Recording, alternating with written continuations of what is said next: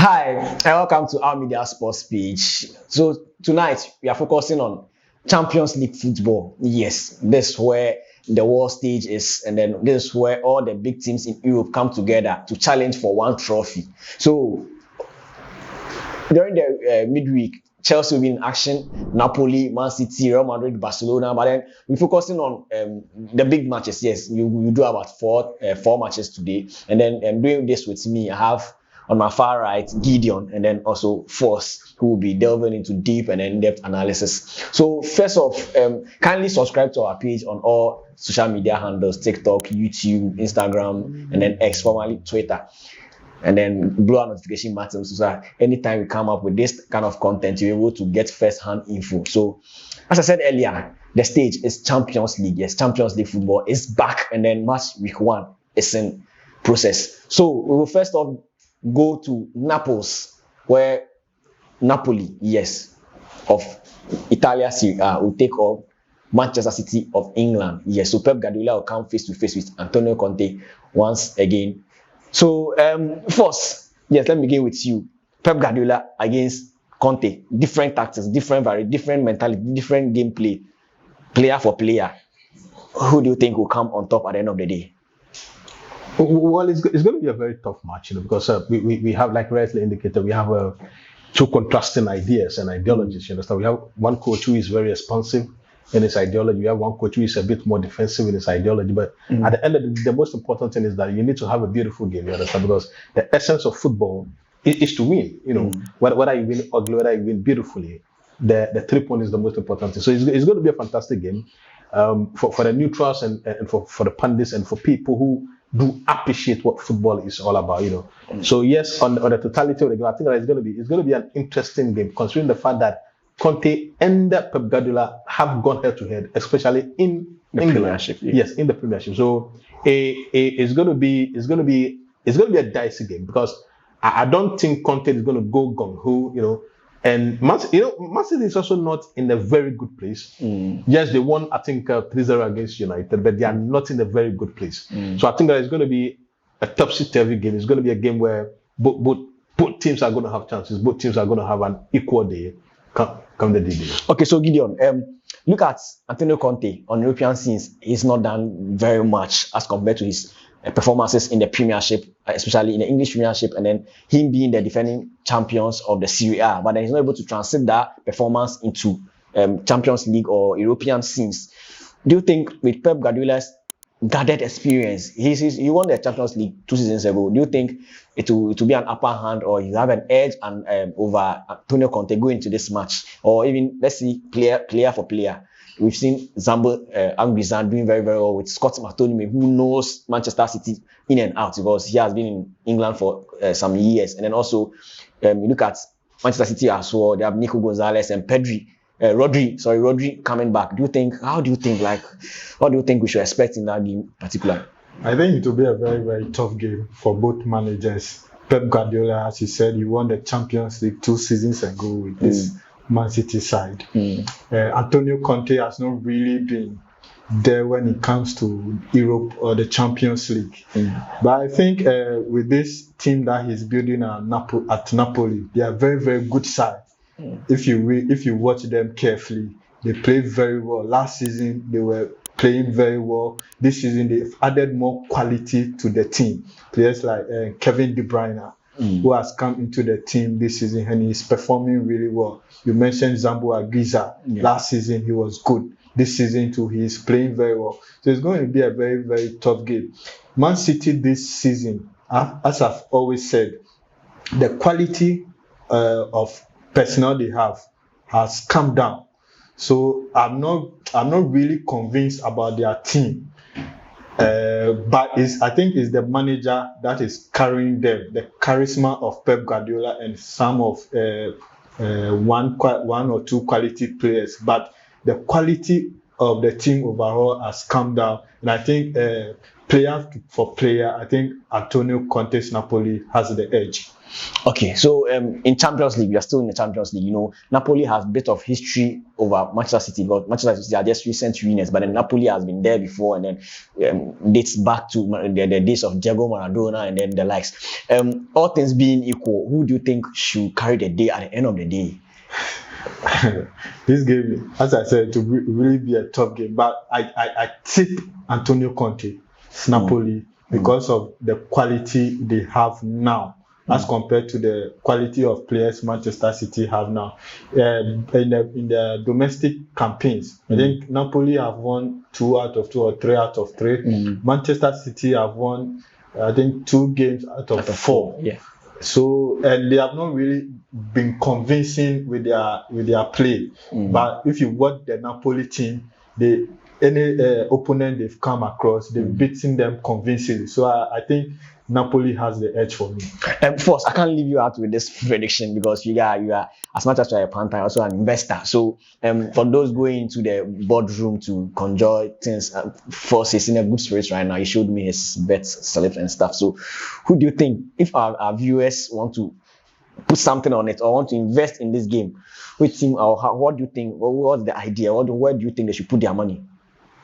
It's going to be a dicey game, you understand? And we have to countenance the fact that there is a well-grilled, Napoli team, but with an attacking mentality as well, because they just dispatched Fiorentina 3-1. Yes, just yesterday. You understand? So you cannot. I would say that it's going to be difficult for both clubs. But what is certain is the fact that we are likely to see more than 2 goals. So I would say that 2-1 Napoli.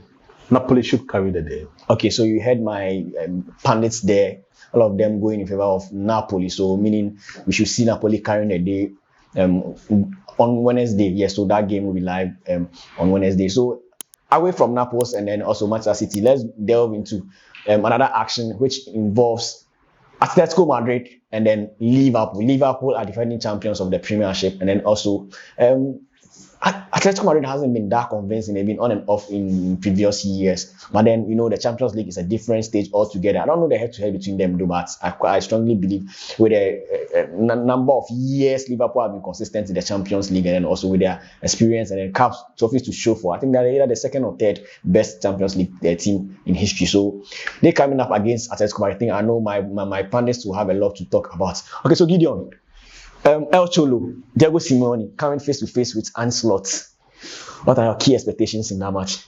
For me, again, this Atletico Madrid side have flattered to deceive over the seasons. I think El Cholo should have won the Champions League 2-3 times by now, but I think anytime he gets to the final, Real Madrid stand. Yes, you couldn't have left that out. No way. And he's always beaten at the final. Even in La Liga, Barcelona, Real Madrid, they are always standing in the way of Cholo. He has won 1 out of the last 5 La Liga titles. I think he should be winning with the quality of players that he has at his disposal. I think he should be doing more. For this Liverpool side, this season, they've really strengthened. They won the league last season. And this season, they've come back into the league, winning 4 out of 4. And they've strengthened their team in every department. If you watch their team, every department is so strong. And the addition of Alexander Isak, yes, it does the deal for me. I think they are the team to watch this season. They are the team anybody should look out to beat this season. I don't think El Cholo can stand in their way. But looking at this Liverpool side, same Liverpool side, last season they were the team to beat until they got to the round 16.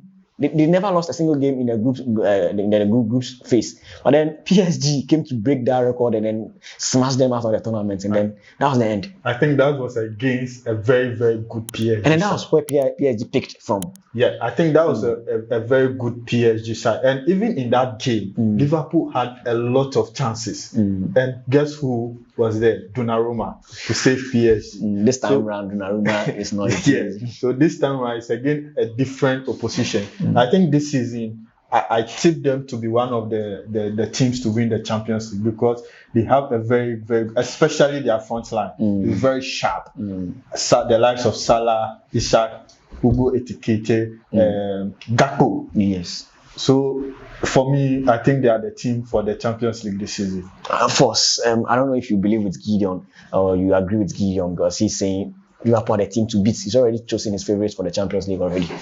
Any additions? The team to beat even before a match is kicked it's a top proposition. But you see, we have teams that are capable of winning the Champions League. We have Liverpool there as well. We have Real Madrid. You see, there's no Champions League season that you write Real Madrid off because over the past 2 decades they've demonstrated well enough that if you write them off, you are doing that at your own peril, right? So it is something that you have to take into consideration. But coming back to the match against Liverpool, against Atletico Madrid, I don't think that Atletico Madrid has the firepower or the defensive mechanism to stop Liverpool. But yet again, we would have to also go back to the fact that against Burnley, Liverpool did struggle. You know, it took them a 95th minute penalty from Mo Salah to get 3 points against Burnley. So there are different dynamics when it comes to a Champions League football, especially from clubs from different jurisdictions, because these are different mentalities, different systems, and different football ideology. So it is quite interesting though. Like Gideon rightly indicated, when we are talking about experience in the Champions League, Atletico Madrid should have won a couple of Champions League. You understand? But they were just unfortunate that in the finals that they got to, they met Real Madrid at the pinnacle of their prowess. So I wouldn't hold that against them. But against Liverpool, I think it's going to be a tall order for Atletico Madrid to get 3 points. So I think that Liverpool should do enough to get 3 points. Okay, so before we wrap up with the Atletico Madrid Liverpool game, do you think El Cholo has been disappointing in recent years because he's not really achieved any significant feat for Atletico Madrid in recent years? What do you think about his situation? Is it about time he leaves, or maybe he should just continue and then he might find fortune going forward? Yeah, personally for me, I think he has been disappointing because I think he should have won more than what he has won as at now. But to say he should walk out, I don't really know. Personally for me, I think he should, this season, if he doesn't win anything, I think he should just say goodbye to Atletico Madrid because he has been there for a very, very long time. And to be there forever, and if you look at the squad he has assembled season after season, they don't lack quality. So I don't know why they are unable to compete at the highest level. Even if they compete, you see that at the last hurdle, then they fall. So I think this season, if he doesn't do it, I think he should. Quick prediction for that match particularly. Even though I think Liverpool slightly edged it to be a top game, but I think Liverpool slightly edged it for me. Well, okay, player to score. Give our viewers some hot odd. Player to score. Which players do you think? I don't do that. You know, this is football. Any player at all could score. But if you're talking about the possibilities and the likelihood of players scoring, then I think that Julian Alvarez should be placed well in the market to score. And then I think Ishak is going to play that match. Yes. You know, Ishak is going to play. But if Ishak is in the Liverpool team with the kind of midfield that they've gotten, he should be able to also have either a shot on target or a goal. So I think these two players, and Mo Salah is no more functional like the way he used to be. You understand? I mean, he reserves a lot of energy because he doesn't have the lungs to be busting. Yes, you understand. So I would rather go for Ishak to score and then Julian Alvarez to score. Okay, so there you have it. You heard it all from my pundits. So the last one to wrap up this particular segment, we will now center our focus on the game between Barcelona, yes, Lamine Yamal's Barcelona, and then Newcastle, yes, Anthony Gordon's Newcastle United. Newcastle, you know, they've won the Champions League before, but many of us don't know though. But then Newcastle is a team that's they are very, very, very really tough to come against. And then this Barcelona team that they're also scoring goals for fun. You know, Lamine will score, Rafinha will score, like Lewandowski will score, Pedri scores. So, and then against a very, very well-drilled defense of Newcastle. So this one, I know it's very, very tough. Though some people will say, oh, it's just an easy task for Barcelona. But then let's hear it all from our pundits. First, begin this one with me. Newcastle, Barcelona. Just some very, very quick one. But when it comes to the pedigree of the two clubs, I don't think that Newcastle is going to have a chance. But when it comes to the football that is played on the pitch, it is an equal footing. But with the form that Barcelona is in currently, with Lamine Yamal and Pedri and Gavi, pulling the strings together behind the scenes, I think it's going to be difficult for Newcastle to get a point in this game. I do not foresee so much of a difficulty for Barcelona because if you look at this season, they came back from I think a 2-0 down and they won 3-2. They've been great, or they've been good this season up to now. So if they carry that momentum, if they carry that fortune into the game against Newcastle, I don't see any other way apart from a win, because there's a difference in quality. There's a difference in quality when it comes to the managerial setup. There's a difference in quality when it comes to the player body setup. To the extent that Newcastle has also lost their most important player in itself. So it is going to affect them. They've gotten a new striker, but has it got the weight to go out there and then hunt Barcelona? That is a question that genuinely can be asked. So I really do not see Newcastle going out there and that way to cause an upset. Okay, so Gideon, quick one. Yeah, this game is a really funny one because when you look at the game on paper, from the bench to the personnel on the field, you could see there is a very big gap in quality. But I think this game will be decided on how Newcastle will be able to defend well for 90 minutes because this Barcelona team will come at them every time. So it will fall on how well they are able to defend for 90 minutes plus the extra time the referee adds to the game. I think Newcastle can hurt Barcelona in some ways because of the way Barcelona play. They play a very high line, which teams, I think this season, teams have been able to neutralize that a bit. Yeah, they're able to pick them up. I think against Real Vallecano when they played, I think if not for their goalkeeper, Barcelona would have lost that game. So I think Newcastle also have speedsters in their team, in Anthony Elanga and Anthony Gordon. They are very quick. So I think if they are able to break that high line of Barcelona, I think they've got a chance. Again, the Newcastle midfield, they play with some very, very high intensity. That if you are not able to match that intensity, I mean, you are going to suffer. And the game will be played at the St. James's Park, where Newcastle have their fans behind them. And anytime Newcastle plays at the St. James's Park, they are different animal. So I'm looking forward to how this game plays. Well, I think on paper, Barcelona have it for me. Okay, so there you have it from my pundits. They say on paper, and then everything being equal, they think Barcelona will just carry the day on that fateful night. So so this has been your sports updates centered around the Champions League, and then right here on our media sports page. Kindly give us a follow, subscribe to our YouTube channel, recommend us, share our content, and then also follow us on all social media, YouTube, TikTok, and then also Instagram. My name is Courage, and then see you next episode.